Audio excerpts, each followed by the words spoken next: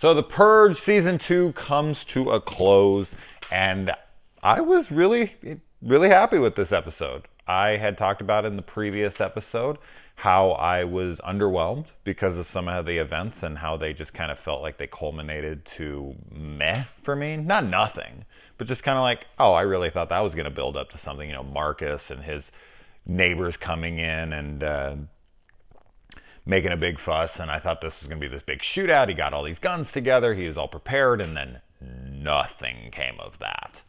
And then, I don't know, just, you can go back to my feelings on the last episode. Of course, I talked about it at length, but I'm here to talk about this episode. And I have to say, man, I was really pleased with this episode. I really liked how everyone's storylines closed out. So let's just jump right into it.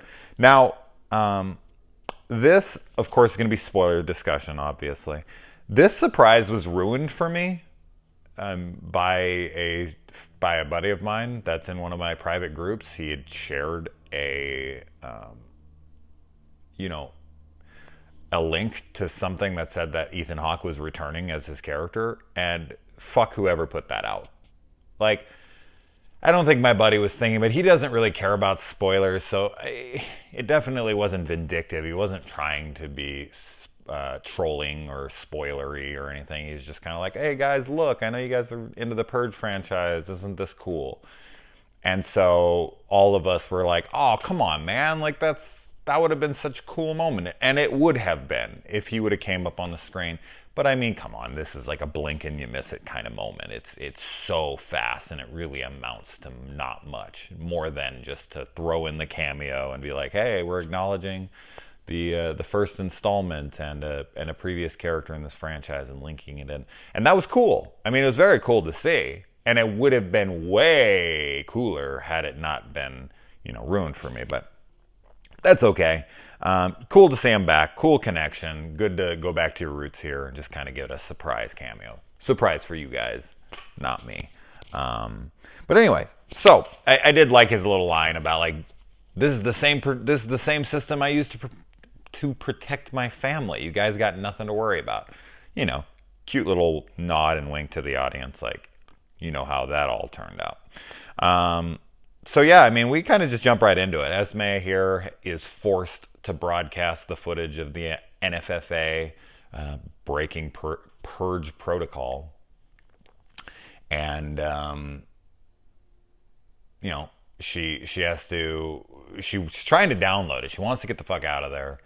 And once she realizes she's going to have to broadcast it, she knows she's going to have to get up in that secure room that we saw in the beginning of this episode, and that's when she's going to have to get Vivian involved deeper than she wanted to be involved. And she has to walk through a room of former colleagues, former coworkers, who are all not only super familiar with her just, on a personal level because they all know her, but also because she's like America's Most Wanted in that moment. So they already know who she is, and they're also like on the lookout for her, so they'd be like doubly alert. Like, even if they weren't looking for her, they'd be like, Esme, they know who she is. They all worked with her for a long period of time, and she was kind of one of the top tier people in the place. So she has to walk through that room. The fact that she wasn't seen, I mean, I guess that could just be a testament to how involved these guys are with their jobs. They're really looking at their screens, but Esme is a strikingly beautiful woman, and I'm not saying it's completely unbelievable, but I was just like, damn, that's a tough situation to try to walk. I couldn't walk through a room without being noticed. Jesus Christ, but I'm 6'3" and I'm very noticeable in that way. Like, I got tattoos and everything. I guess if I covered myself up and I just kept my head down and I just like maybe shrunk down and like just tried to like quickly walk through. But she's like looking around. She like takes a look back. Like, Esme, what are you doing? Don't look back at them. If anybody sees your face, they're gonna be like, there she is, get her. But Vivian's the one who's actually seen, and that's kind of what I'm talking about. So Esme isn't seen, but Vivian's seen doing something suspicious. That seems suspicious to me, like that she wouldn't have been seen. But whatever, it's a show. It's TV.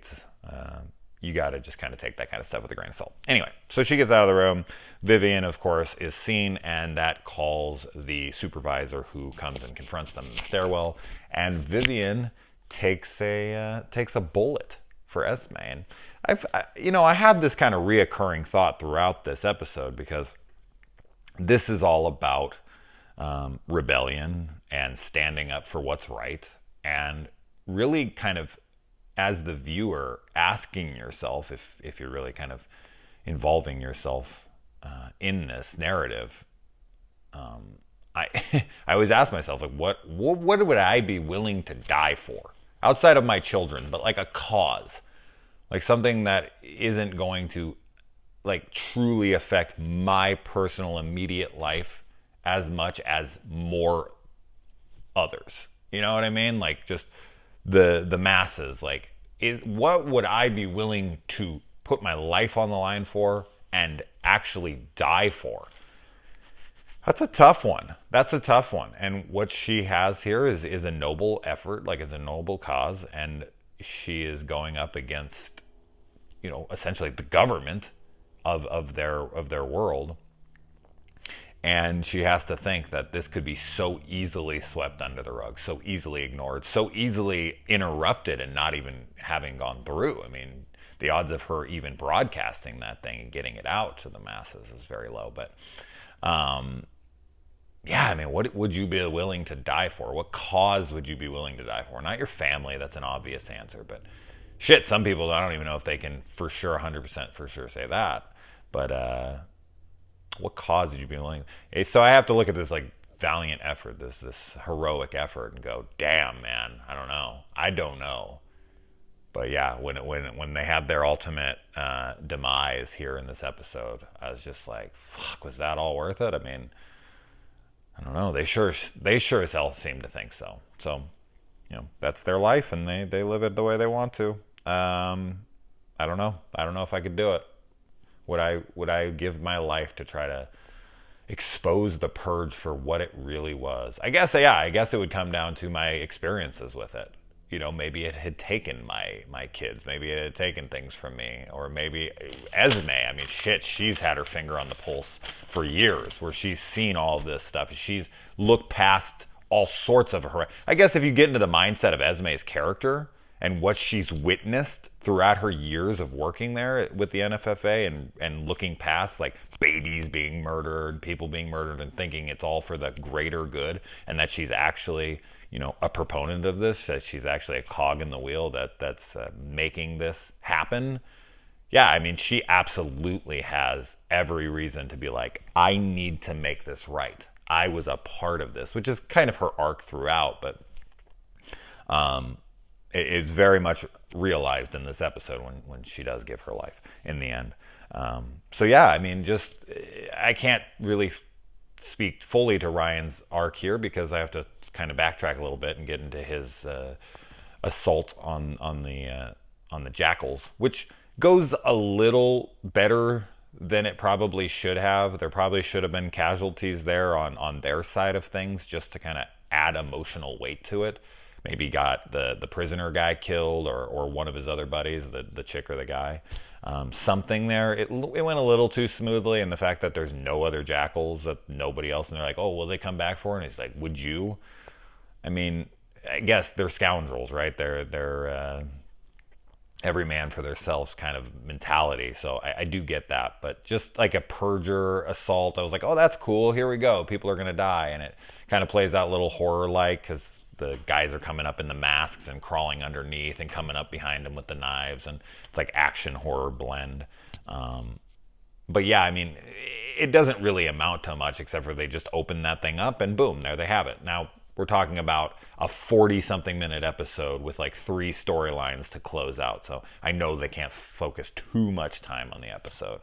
But that would have been reserved for the last episode, which I said was fairly uneventful in most of the storylines that we had. So I feel like they could have combined the 2 storyline or time allotted in these last 2 episodes, and maybe had more payoff to things. But That all being said, I did like how these things wrapped up. I like that these guys, got their money, got away, moved to Cabo, or no, they said something else. Whatever, doesn't matter. But they get out of the country. They're done with America, and I don't blame them. They got all that money, time to go, and they tell Ryan, don't worry, we're going to take care of your mom. And they all want to come with him, and I think that that's really sweet and endearing, and they care about Esme, and they care about him, but he looks back, and he's like, no, like, we got him out, I owe him this, his wife and his family are here, take them, go, you guys. I don't know if they're a couple, the dude and the chick, his two counterparts there.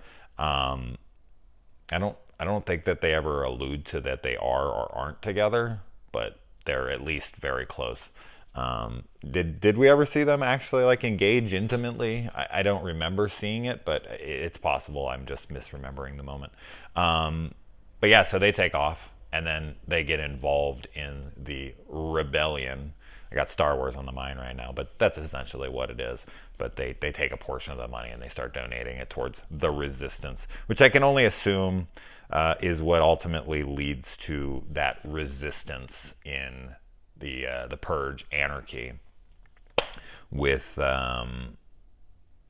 what was that guy's name, played by the dude in The Wire. I'll think of it somewhere. But yeah, anyway, so Vivian, I mean, Jesus Christ, yeah, Vivian even gives her life. She does live, but she did give her life. She went to give her life for Esme and the cause. And I like how that guy, like, he's so ingrained in his mind when he goes to confront Esme, and she like talks him out of it, and he puts the gun down, and he's just like, programming is just, it won't let him do it. He's just like, no, I have to kill you. Like you, and he gives his life for, yet again, another thing. Even if you're on the wrong side of things, or what we perceive as the wrong side of things, he's still giving his life for what he believes in. And giving your life to protect the Purge and the government that implements something so horrendous. But he believes in it. I mean, that's just it. That's how this whole thing works. That's how the Purge works, is that people wholeheartedly believe in the process of it, that it is for the better good. He thinks he's a hero. He thinks that shutting Esme down is the heroic thing to do. And of course, we know as the audience what's black and white here, but over there, it's very much shades of gray for them. I guess maybe it's just straight black and white for them. But yeah, anyways, okay. And then Ryan, I mean, I love seeing Ryan go straight Baba Yaga here. John Wick style. He goes in there and he starts blasting, and that action sequence was actually pretty damn good for television, especially like lower budget television like this. I was impressed by some of it. He got some headshots behind him and stuff. I was like, all right, good stuff here. So I dug that scene. The Marcus versus Ben stuff. Okay, so they bring him into this triage center. Marcus, of course, is a doctor. He can lend a helping hand if he can take care of his wife. That all makes sense. He takes care of his wife. She does not die. And I'm thinking, okay, he killed this dude's wife. His wife is stable, but Ben's going to kill her and ultimately cost him his wife, which is what, kind of like be poetic. Like, he cost the other guy his wife. He doesn't get to get away with it. Not that I'm saying that he deserves it or the wife deserves it. And I was dead wrong. The wife was not in on it. I can admit to that. Shit, I really thought it eventually at some point she was going to be in on it to some capacity. But I realized maybe 2 or 3 episodes ago that wasn't going to be what it was. But yeah, I just thought that there was a moment there. I thought for sure when Ben woke up, I thought for sure he was going to go check on his wife and she was going to be dead. I thought for sure that was going to happen, and it was going to be the big face down, like, Ben and him, and Marcus was going to kill him, or they were going to kill each other or something. But when he came back and he checked on her and she was fine, I was like, all right, but he's going to kill her. Like, he's going to come back and he's going to kill her. But no, he just kind of sticks him in the neck. They have a little fight, and then he throws him outside, and he's like, let the Purge have him, with 30 minutes left. And of course he gets away. But I feel like that wasn't Marcus's decision, Like, I don't find that very realistic at all. I feel like once I mean, maybe he didn't tell anybody. Maybe he threw Ben out before he went to alert everyone. Hey, look at all these people are dead. But I feel like as soon as people found out that this unconscious guy just killed a bunch of people in the triage center, which is kind of known to be off limits, it's like an off the books, unsaid, off limits kind of thing. Like you don't shoot medics in combat kind of thing. They would have freaking lynched his ass. Like they would have taken him out in the streets and just straight up freaking hung him and burned him and done the whole draw and quarter and all the whole nine on this guy. But maybe, yeah, as I said, maybe Marcus didn't tell anybody, dragged him outside, got rid of him, and then went back inside and kind of alerted people. And then they would have been like, well, who did it? And I don't know. I feel like there'd be an uprising. There'd be like, what did he do? And it's Purge night. They can purge him legally. They can get rid of him. There'd be a couple people in there that's like, that, Dr. Jason saved my life, and kill him. I just don't feel like he'd be able to get out of the building. And if they found out that he just so easily let him go, there'd be some people who had some qualms with that for sure. So I don't know how realistic that scene is. And but it does lead to that moment where Ben has survived, and he is sharpening his blades. He's went even nuttier, and it's showing the effects of the purge. It's showing as we have this resistance chat here. I thought that we'd get more from Marcus's son in the hospital, but of course that did not happen. I guess it's been long enough. I don't think he was wearing a cast on his arm. Shit, I didn't even think of it until right now. Was he wearing a cast? How long after this was this? I don't know. I'm assuming it was later. I don't know how long you wear an arm cast, but I'm assuming not that long, probably a couple months. So this is at least a couple months after, because I don't remember seeing an arm cast of any sort. It doesn't really matter how long it's been. But yeah, I think that just his speech and Esme's banner up behind him that says resist, and she's become this martyr, this face of the resistance and all of that. Really cool. I like to see that. I was pretty surprised, because when Ryan was like, I'll hold him off until 7 o'clock and they're not going to be able to shoot you. I'm like, do you know what she's doing here? Like, Esme had to be like, okay, like, I'm proving that the NFFA will kill people off purge hours, so I'm not gonna survive. I don't want to burst your bubble. So she like let him go out a hero, and he probably died thinking, I saved her. She's alive. She's safe. And so when that happened, I thought when that dude was on the phone and he was like, oh, like bummed out. I don't know if they told him like, no, you can't kill her, or I don't know what happened there, but I was definitely like, oh no, they're going to let her live. That doesn't make any sense. She's proving that they kill people. And then when he shot her, I was like, yes, thank you. It was actually kind of surprising to me in the moment, because I had already kind of committed to this thought process of, oh, they're not going to do it, and that's going to be stupid. That wouldn't. And then they did it, and I was like, oh, yeah, okay, cool. I didn't want to see her die. I didn't want to see Ryan die. But that did add that emotional weight that I said was kind of lacking in the Jackal raid there. Which actually kind of reminded me of Heat, of course. Anytime you hit an armored car from the side with a bigger truck or whatever, of course I'm going to immediately go to Heat, and then they blow the doors off the back and whatnot.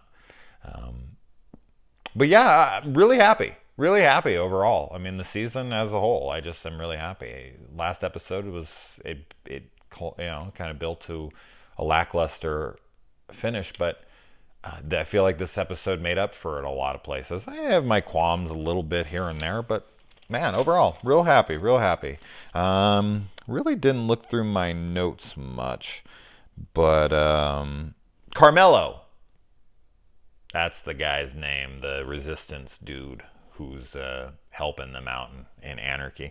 Anyway, did sacrifice for the granny? I think I said all of this. Yeah. So that's that. All right, so the end of the Purge. We just finished up Castle Rock. We just finished up this. Freaking Watchmen ended the other day. The Mandalorian is ending next week. All my shows, every show I'm watching right now is coming to an end. I don't think there's any show I'm watching right now. And Walking Dead just recently came to a close for the mid-season finale. And damn, like everything I'm watching. But that's okay, because I actually need some time away from the television. But yeah, guys, what'd you think of this season? Let me know in the comments. Adios.